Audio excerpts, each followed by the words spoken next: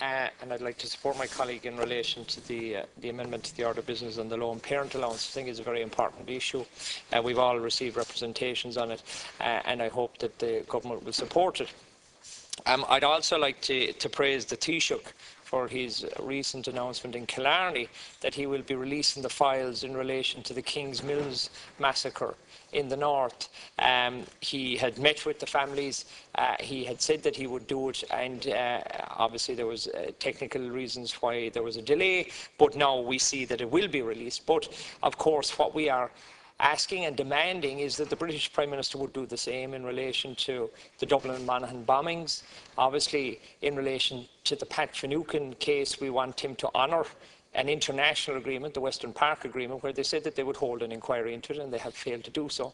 And just to show you the level of the cover-up in relation to some of the past incidents, is the nicest way I could put it, the Birmingham 6 files are put under lock and key until 2069. That's when they will be released in full. That will just show you the level of the cover-up.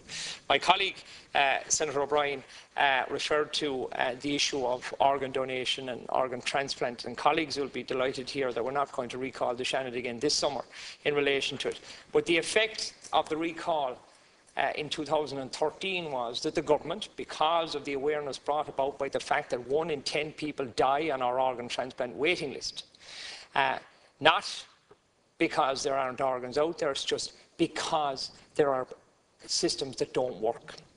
But our systems in relation to pancreatic transplants have obviously collapsed because the government knew that Dr. Hickey was retiring and yet have no replacement in place. The government would save, if we had a functioning transplant system, and we do have, thankfully, 19 organ donor coordinators that were hired as a result of the Seanad recall for no other reason than the fact that the head of the Spanish Transplant Authority said that we had the worst system in Europe and that our system was killing people.